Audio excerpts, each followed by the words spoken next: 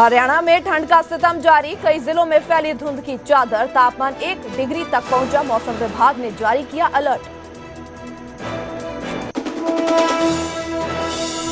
प्रायोजक पतंजलि गाय का घी, मां का भरोसा, प्यार से परोसा।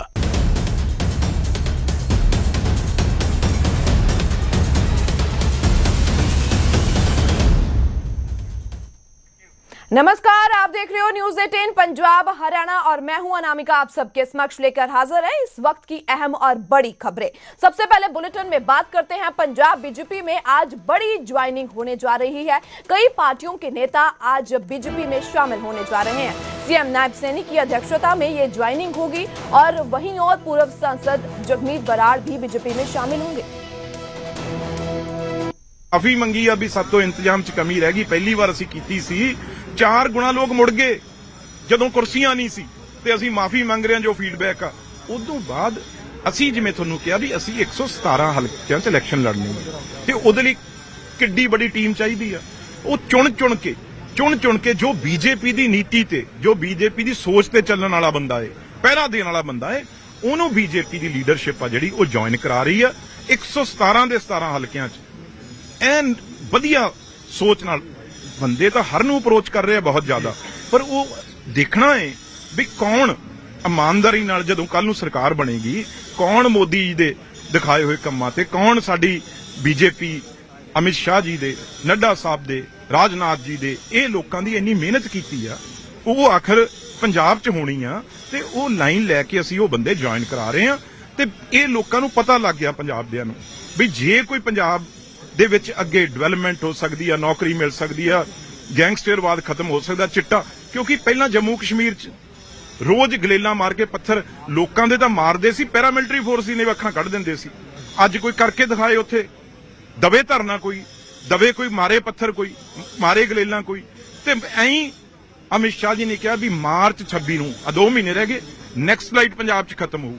ਤੇ ਅਸੀਂ ਉਹੀ ਐਲਾਨ ਇੱਥੇ ਕਰਦੇ ਆਂ ਵੀ ਜਿੱਦਣ 27 'ਚ ਸਰਕਾਰ ਲੋਕਾਂ ਨੇ ਚੁਣਤੀ, ਅਸੀਂ ਨਹੀਂ ਬਣਾਉਣੀ, ਲੋਕਾਂ ਨੇ ਬਣਾਉਣੀ ਆ, ਉਦੋਂ ਇਸ ਪੰਜਾਬ 'ਚ ਚਿੱਟਾ ਨਹੀਂ ਰਹੂ, ਗੈਂਗਸਟਰਵਾਦ ਨਹੀਂ ਰਹੂ, ਬੇਰੋਜ਼ਗਾਰੀ ਨਹੀਂ ਰਹੂ, ਡਿਵੈਲਪਮੈਂਟ ਦੀਆਂ ਨਦੀਆਂ ਵਹਾਉਣਗੀਆਂ ਤੇ ਪ੍ਰਧਾਨ ਮੰਤਰੀ ਆ ਕੇ 27 ਤੋਂ ਪਹਿਲਾਂ ਸਾਰੀਆਂ ਚੀਜ਼ਾਂ ਅਨਾਉਂਸ ਕਰਨ। लगातार कहा जाता है कि अकाली दल के साथ बीजेपी जा सकती है, लेकिन अकाली दल के नेता ही छोड़ करके भाजपा में शामिल। ਮੈਂ ਤੁਹਾਨੂੰ ਕਿਹਾ ਵੀ 117 ਸੀਟਾਂ ਤੇ ਅਸੀਂ ਲੜ ਕੇ ਤਿਆਰੀ ਕਿਉਂ ਕਰ ਰਹੇ ਹਾਂ। ਅਸੀਂ ਦੇਖੋ ਬਹੁਤ ਲੋਕਾਂ ਦੀਆਂ ਗੱਲਾਂ ਨੇ, ਕਿਉਂਕਿ ਬੀਜੇਪੀ ਨਾਲ ਪਹਿਲਾਂ ਅਕਾਲੀ ਦਲ ਦਾ ਅਲਾਇੰਸ ਰਿਹਾ ਏ, ਲੀਡਰਸ਼ਿਪ ਇੱਕ ਦੂਜੇ ਨਾਲ ਕੰਮ ਕਰਦੀ ਰਹੀ ਹੈ, 3 ਇਲੈਕਸ਼ਨਾਂ ਲੜੀਆਂ ਏ, ਇਸ ਕਰਕੇ ਉਹ ਗੱਲ ਰਹਿੰਦੀ ਆ। ਪਰ ਮੈਂ ਤੁਹਾਨੂੰ ਇਹ ਗੱਲ ਕਹਿਣਾ ਏ ਵੀ ਮੈਂ ਕੋਈ ਅਕਾਲੀ ਦਲ ਨੂੰ ਮਾੜਾ ਚੰਗਾ ਮੇਰਾ ਕਹਿਣ ਦਾ ਕੋਈ ਨਿੱਜੀ ਨਹੀਂ, ਪਰ ਮੈਨੂੰ ਦੱਸੋ ਜੇ ਅਸੀਂ ਬੀਜੇਪੀ ਦਾ ਡਬਲ ਇੰਜਨ ਚਲਾਉਣਾ ਉਰੇ, ਜੇ ਅਸੀਂ ਡਿਵੈਲਪਮੈਂਟ ਦੀਆਂ ਉਰੇ ਨਦੀਆਂ ਡਬਲ ਇੰਜਨ ਨੇ ਚਲਾਉਣੀਆਂ, ਤੇ ਫਿਰ ਅਸੀਂ ਕਿਸੇ ਦੇ ਲੜ ਕੇ ਕਿਵੇਂ ਚਲਾਵਾਂਗੇ। ਜੇ ਮੋਦੀ ਜੀ ਦਾ ਮਾਡਲ ਲਾਉਣਾ ਤਾਂ ਫਿਰ ਬੀਜੇਪੀ ਦੀ ਸਰਕਾਰ ਹੀ ਚਾਹੀਦੀ ਹੈ ਨਾ, ਉਹੀ ਅਸੀਂ ਉਹਨੂੰ ਇੰਪਲੀਮੈਂਟ ਕਰਾਂਗੇ। ਫਿਰ ਅਸੀਂ ਨਹੀਂ ਦੂਜੇ ਨੂੰ ਬਣਾ ਕੇ ਉਹ ਚਿੱਟਾ ਵੇਚੂਗਾ, ਕੱਲ ਨੂੰ ਕੀ ਕਰਾਂਗੇ, ਦੂਜਾ ਕੱਲ ਨੂੰ ਉਰੇ ਗੈਂਗਸਟਰਵਾਦ ਚਲਾਊਗਾ, ਕੀ ਕਰਾਂਗੇ। आज पंजाब में किस तरह से देखते हैं स्थिति को, क्योंकि मीडिया पर जिस तरह से हमला हुआ है बहुत निंदनीय है। एक अकेला करते हैं। मेरी एक रिक्वेस्ट है मीडिया के हाथ जोड़ के, ये अकेले को पिन पॉइंट करते हैं। अगर इकट्ठे रहोगे तो ये कुछ नहीं कर पाएंगे। जे हुण तुसीं कल्ले रहोगे, पहला अजीत ते अटैक कीता, हुण इन्हां ने ਜਿਹੜੇ ਪਿੱਛੇ 6 ਪਰਚੇ ਛੋਟੇ ਪੱਤਰਕਾਰਾਂ ਤੇ ਉਦੋਂ ਪਹਿਲਾਂ ਵੀ ਜਿਹੜੇ ਬੋਲਦੇ ਸੀ ਉਹਨਾਂ ਤੇ ਕੀਤੀਆਂ, ਹੁਣ ਇਹਨਾਂ ਨੇ ਐਡਾ ਵੱਡਾ ਬਈ ਪੰਜਾਬ ਕੇਸਰੀ ਜਗਬਾਣੀ, ਮੈਂ ਆਪਣੀ ਨਿੱਜੀ ਗੱਲ ਨਹੀਂ ਕਰਦਾ, ਪਰ ਉਹ ਅਦਾਰਾ ਹੈ ਜਿਹੜਾ AK-47 ਉਹ ਤੋਂ ਨਹੀਂ ਡਰਿਆ। 2 ਪਰਿਵਾਰ ਦੇ ਜੀ, ਬਾਪ ਬੇਟਾ ਤੇ ਬਾਬੂ ਜੀ ਬੈਠੇ ਆ ਉਹਨਾਂ ਦੇ, ਤੇ ਜੀ ਤੋਂ AK-47 ਬੰਬ ਨਹੀਂ ਕਲਮ ਉਹਨੂੰ ਹਟਾ ਸਕੇ, ਇੱਕ ਆਮ ਆਦਮੀ ਦੀ ਸਰਕਾਰ ਉਹਨਾਂ ਨੂੰ ਹਟਾਊਗੀ। ਉਹ ਕੱਲੇ ਬੜੇ ਸਮਰਥ ਨੇ ਲੜਨ ਲਈ, ਪਰ ਜੇ ਮੀਡੀਆ ਕੱਲਾ ਰਹੂਗਾ ਤੇ ਇਹ ਆਮ ਆਦਮੀ ਪਾਰਟੀ ਕੇਜਰੀਵਾਲ ਆ ਜਿਹੜਾ, ਇਹਦੀ ਨੀਤੀ ਇਹ ਰਹੀ ਆ, ਇਹ ਕੱਲੇ ਕੇ ਮਾਰੂਗਾ। ਜੇ ਮੁੱਠੀ ਰਹੂਗੀ ਤਾਂ ਫਿਰ ਕੁਛ ਨਹੀਂ ਕਰ ਸਕੂ। ਇਸ ਕਰਕੇ ਪੰਜਾਬ ਵਾਲਿਆਂ ਨੂੰ ਮੁੱਠੀ ਇਕੱਠੀ ਕਰਨੀ ਪਊਗੀ, ਨਹੀਂ ਕੱਲੇ ਕਰਕੇ ਲੋਕਾਂ ਨੂੰ ਅੱਧਿਆਂ ਨੂੰ ਗੈਂਗਸਟਰਾਂ ਤੋਂ ਮਰਵਾ ਰਹੇ ਆ, ਜਿਹੜੇ ਗੈਂਗਸਟਰਾਂ ਤੋਂ ਬਚ ਜਾਂਦੇ ਆ ਉਹਨਾਂ ਨੂੰ ਆਪ ਐਨਕਾਊਂਟਰ ਕਰਕੇ ਮਾਰ ਰਹੇ ਆ। ਇਸ ਕਰਕੇ ਹਰ ਚੀਜ਼ ਪੰਜਾਬ ਦਾ ਲਹੂ ਇਹ ਡੋਲਣ ਲੱਗੇ ਹੋਏ ਆ। ਕੱਲੇ ਬੰਦੇ ਨਹੀਂ, ਕੀ ਨਹੀਂ ਖਤਮ ਹੋ ਸਕਦਾ ਜੀ ਉਰੇ। बिल्कुल आप देख सकते हैं कि रवनीत सिंह बिट्टू जो कि केंद्रीय रेल राज्य मंत्री हैं, वो न्यूज 18 से बात कर रहे थे और उन्होंने साफ तौर पर कहा कि मीडिया को भी इकट्ठा होना होगा, क्योंकि केजरीवाल अकेला अकेला देखकर ही वार करते हैं। और बात जहां तक लीडर्स के शामिल होने की है तो वो यही कह रहे हैं कि भाजपा का परिवार बढ़ रहा है और 117 की 17 सीट के ऊपर 2027 में भारतीय जनता पार्टी लड़ने का काम करेगी और जीतने का काम करेगी और सरकार बनाने का काम करती हुई नजर आएगी। कैमरामैन सुखजिंदर के साथ अंकित उदानी, न्यूज 18 चंडीगढ़। तो ऐसे में ये बयान सामने आए हैं केंद्रीय राज्य मंत्री रवनीत बिट्टू का, ये बयान जिस कदर जालंधर में मीडिया पर हमला बोला गया उसको लेकर, और बीजेपी में आज जैसे नए दिग्गज शामिल होने जा रहे हैं, बीजेपी में ये नए चेहरे शामिल होने जा रहे हैं, सो जिसको लेकर बोलते हुए रवनीत बिट्टू नजर आ रहे हैं।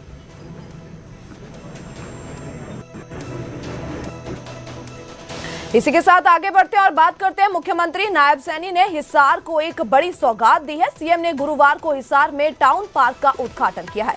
इस पार्क को जीर्णोद्धार 14.5 करोड़ 72 लाख रुपए की लागत से किया गया है और यह पार्क 22 महीने में तैयार हुआ है। दूध और दूध से बने प्रोडक्ट की प्रोसेसिंग करते हैं। ये पार्क समर्पित हुई है, जिसका लाभ मेरे हिसार के जन जन इस पार्क का कई विषयों में लाभ लेंगे।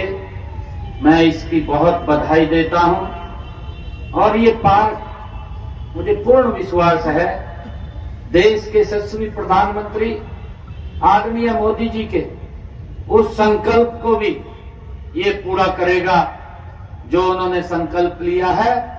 2047 विकसित भारत, ये विकसित भारत को भी ये मजबूती देगा, ताकि व्यक्ति स्वस्थ होता है, विकास की गति तेज होती है। अगर व्यक्ति अस्वस्थ होता है तो विकास की गतिविधि भी बढ़ जाती है।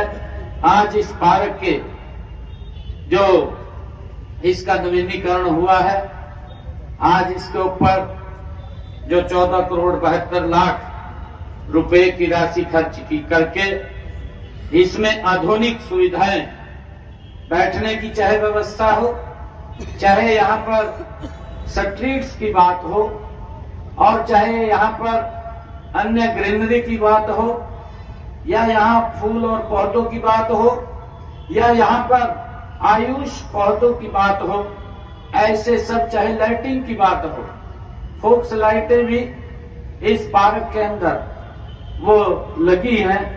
हर दृष्टि से ये पार्क आप सबके उत्तम स्वास्थ्य को ध्यान में रखते हुए ये आज इस लोकार्पित हुई है। मैं आप सबको इसकी बहुत बहुत बधाई और शुभकामनाएं हिसार के लोगों को मैं देता हूं।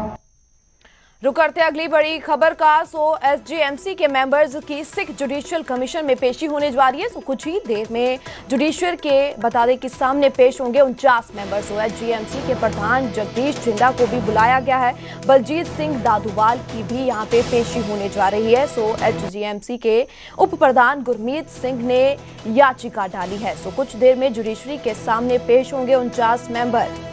फिलहाल आपको बता दें कि क्या कुछ ये पूरा मामला है। ऐसे में बजट को लेकर ये मामला सामने आया है, जहां पे एचएसजीएमसी ने 104 करोड़ का बजट पास किया था, जिसके बाद जगदीश जिंदा की अध्यक्षता में बजट पास हुआ। बजट मीटिंग में कई सदस्य शामिल नहीं हुए। तो इसी के साथ हमारे संवाददाता उमेश शर्मा हमारे साथ लाइव जुड़ चुके हैं। उमेश, आज ये पेशी होने जा रही है, 49 मेंबर पेश होंगे। ऐसे में क्या कुछ फिलहाल अब तक की जानकारी? के बजट से रिलेटेड ये इशू है, क्योंकि जो 7 जनवरी को मीटिंग हुई थी गुरुद्वारा प्रबंधक समिति की प्रबंधन की, उसमें बजट पास किया गया था 104 करोड़ के तकरीबन। लेकिन उसके बाद जो हुई, बलजीत सिंह दादूवाल उनका ग्रुप है, उन्होंने कहा कि ये कोरम नहीं पूरा था, इसलिए जो बजट पास किया गया वो गलत है, वो सही नहीं है। वही विवाद गहराता गया और अब फाइनली सिख गुरुद्वारा जो कमीशन है चंडीगढ़ सेक्टर 17 में हम लोग इस समय मौजूद है, वहाँ पर 49 मेंबर जो हैं वो पेश होंगे कमीशन के सामने। और जो विवाद है, क्योंकि कमीशन के सामने आ गया तो कमीशन इस पर फैसला लेगा। फिलहाल कुछ सदस्य आप देख सकते हैं तस्वीरों में यहाँ पहुंचे हैं, लेकिन अभी क्योंकि टाइम 12:30 तक तकरीबन जो बाकी सदस्य भी हैं वो शायद पहुँचें, और उसके बाद कमीशन इस पर क्या फैसला लेगा, किस तरह से कमीशन आगे इस विवाद को हल करता है, इस पर नजरें रहने वाली हैं। क्योंकि बजट, जिस तरह से मैंने जिक्र किया कि ये बजट से जुड़ा हुआ मसला है, कि जो बजट पास हुआ उसको लेकर बलजीत सिंह दादूवाल जो हैं उन्होंने ऐतराज़ जताया और आपत्तियां जताई कि इसमें कोरम पूरा नहीं था। तो इसलिए सारा विवाद गहराता अब सिख जो कमीशन है, सिख गुरुद्वारा कमीशन जो है वहाँ पर आ गया है, और वहाँ पर जो उनके चेयरमैन हैं वो इस पर फैसला लेंगे। इसलिए कमीशन के सामने आज सभी 49 जो मेंबर हैं, 49 मेंबर वो पेश होंगे और अपनी बात रखेंगे। उसके बाद कमीशन इस पर देखेंगे कि क्या फैसला लेगा, आज कोई फैसला होता है या आने वाले समय में कोई फैसला होता है या एक और हीयरिंग होगी। यानी कि तमाम जो एक कानूनी पहलुओं पर गौर करेगा कमीशन, उसके बाद ही कोई फैसला इस पर हो पाएगा। फिलहाल जो तस्वीरें आप देख रहे हैं, कुछ सदस्य जो हैं यहाँ पर पहुँचना शुरू हो गए हैं। जी उमेश, फिलहाल के लिए आपका बहुत बहुत शुक्रिया तमाम जानकारी के लिए। तो ऐसे में मेंबर्स का पहुंचना शुरू हो चुका है, तो फिलहाल कुछ ही देर के बाद ये पेशी होगी। बजट को लेकर ये विवाद खड़ा हुआ था, तो लगातार तस्वीरें भी सामने आ रही है जिस कदर हमारे संवाददाता की ओर से दिखाई गई है।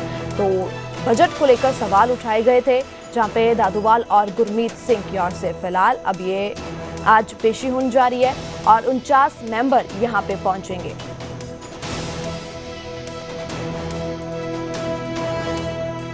आगे बढ़ते हैं और बात करते हैं दक्षिण हरियाणा की सियासत में। इस कड़ाके की ठंड में भी खूब गर्माहट देखने को मिल रही है, लेकिन यह सियासी गर्माहट सिर्फ बीजेपी के अंदर ही है। एक और राव इंद्रजीत सिंह खुले मन से अपनी नाराजगी जाहिर कर रहे हैं, तो दूसरी ओर उनकी बेटी आरती राव बीजेपी के नेताओं को ही जवाब दे रही है। तो ये रिपोर्ट देखते हैं। इनाम हमारे को उसके बदले में नहीं मिलता। राव साहब के वजूद को इनकी जरूरत नहीं है। दक्षिण हरियाणा की सियासत में अब बीजेपी नेताओं की बयानबाजी सियासत की सुर्खियां बनती जा रही है। एक और राव इंद्रजीत सिंह का दर्द जुबान से छलक उठा, तो दूसरी ओर उनकी बेटी ने बीजेपी नेताओं को जो कुछ कहा, उससे कड़कड़ाती ठंड में सियासी गर्मी बढ़ गई।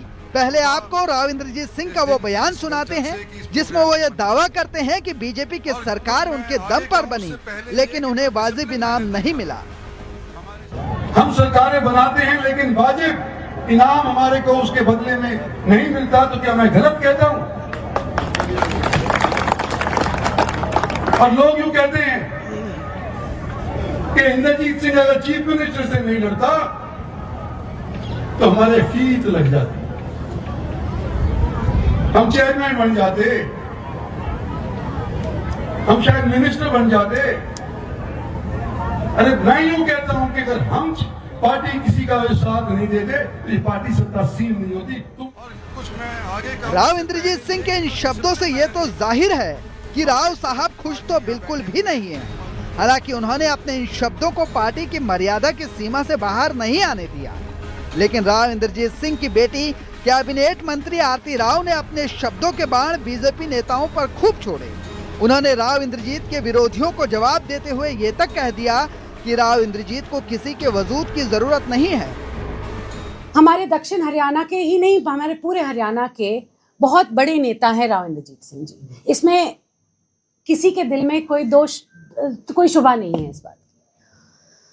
अब राव साहब के वजूद को इनकी जरूरत नहीं है, मगर शायद इनके वजूद को राव साहब की जरूरत है कि उनके बाद वे बात ना करके वो कैसे वायरल हो सकते हैं। विरोध करके वो हाईलाइट करना चाहते हैं अपना, वो उनकी प्रॉब्लम है। उनकी मैं तो इतना ही बोलूँगी कि हम भारतीय जनता पार्टी के सैनिक हैं और हम यहाँ भारतीय जनता पार्टी को एकजुट करके हरियाणा में बहुत सालों तक चाहते हैं, और ऐसे लोग आके भारतीय जनता पार्टी को ही नीचे से उनकी ही थाली में छेद कर रहे हैं। क्या कह सकते हैं उसमें? आरती राव का यह जवाब जाहिर है कि बीजेपी नेता अभय यादव और कैबिनेट मंत्री राव नरबीर सिंह को ही है, क्योंकि इससे पहले राव नरबीर सिंह ये कह चुके हैं कि मेरा समर्थन नहीं होता तो राव इंद्रजीत नहीं जीत पाते। इसके अलावा अभय यादव भी बिना नाम लिए राव इंद्रजीत को लेकर ये बोल चुके हैं कि कुछ लोग सीएम बनने के सपने देखते हैं, लेकिन वो भूल जाते हैं कि सीएम हाईकमान बनाता है।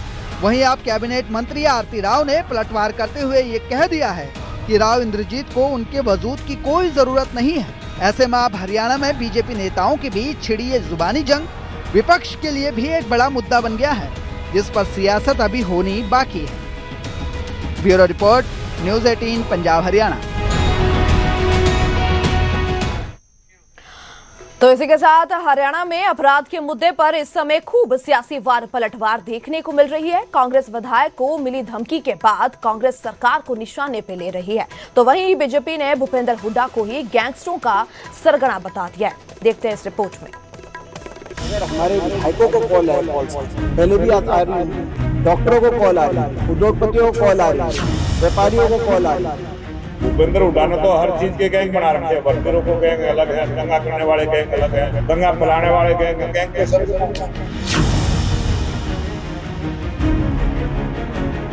हरियाणा में अपराध का मुद्दा इन दिनों विपक्ष के लिए सबसे बड़ा सियासी हथियार बन गया है।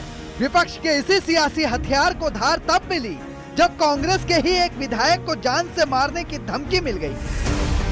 ये धमकी बादली से कांग्रेस के विधायक कुलदीप वत्स को मिली है।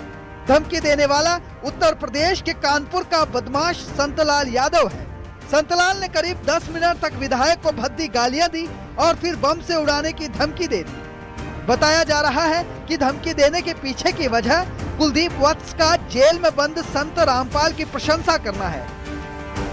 कांग्रेस विधायक को मिली इस धमकी के बाद हरियाणा कांग्रेस के नेताओं ने सरकार और कानून व्यवस्था दोनों पर सवाल उठाने शुरू कर दिए। कांग्रेस सांसद दीपेंद्र हुड्डा ने सरकार को कानून व्यवस्था के मुद्दे पर घेरते हुए कहा कि हरियाणा में विधायक या डॉक्टर कोई सुरक्षित नहीं है, यहाँ सिर्फ गैंगस्टर ही सुरक्षित है। अगर हमारे विधायकों को कॉल है, कॉल्स आ रही है, पहले भी आ रही हैं, डॉक्टरों को कॉल आ रही है। कौन से शहर में आप बताओ डॉक्टर? उद्योगपतियों को कॉल आ रही है, व्यापारियों को कॉल आ रही है। आप जो है पलायन हो रहा है, व्यापारी पलायन कर रहा है, डॉक्टर पलायन कर रहे हैं। मैं आपको नाम की सूची, कईयों को तो आपको ही पता है, नहीं देना चाहते हम क्योंकि फिर वो बेचारे और ज्यादा, लेकिन कई आपको पता है किस तरह की क्या स्थिति चल रही है। तो ये तो पूरी तरीके से सरकार की जिम्मेदारी है और उसका सबसे बड़ा कारण ये है, नायब सैनी जी के हाथ में बागडोर की चाबी पूरी नहीं है। एक कारण ये भी है, अफसर कहीं और जाते हैं दिल्ली ट्रांसफर पोस्टिंग कराने। एक मंत्री, केंद्रीय मंत्री है दिल्ली में, उनके पास अफसर वहां जाते हैं, तो जब जवाबदेही अफसरों से नहीं ले पाए मुख्यमंत्री जी। वहीं कांग्रेस के कानून व्यवस्था पर उठाए जा रहे इन सवालों के जवाब में बीजेपी के प्रदेश अध्यक्ष मोहनलाल बड़ौली ने कांग्रेस को ही लपेटे में ले लिया। उन्होंने भूपेंद्र सिंह हुड्डा को गैंगस्टरों का सरगना बताते हुए ये तक कह दिया कि भूपेंद्र सिंह हुड्डा खुद का ही गैंग चला रहे हैं। कानून व्यवस्था का बट्ठा बैठा है, उनका सरगना फिर भूपेंद्र हुड्डा ही होगा। उसके पता है तो गैंग है, उसमें गैंग भूपेंद्र हुड्डा ने बना रखे हैं। भूपेंद्र हुड्डा ने तो हर चीज के गैंग बना रखे हैं। भर्तीरों को गैंग अलग है, दंगा करने वाले गैंग अलग है, दंगा फैलाने वाले गैंग, उन्होंने तो गैंग बना रखे हैं, गैंग के सरगना। विपक्ष और सरकार के बीच कानून व्यवस्था को लेकर छिड़ी इस सियासी बहस में सवाल पुलिस की कार्यप्रणाली पर ही खड़े होते हैं। हरियाणा में पिछले कुछ हफ्तों में जिस तरह से कई सनसनीखेज हत्याएं हुई हैं, उससे प्रदेश की कानून व्यवस्था सवालों के घेरे में आ गई है। Bureau report, news 18 Punjab Haryana.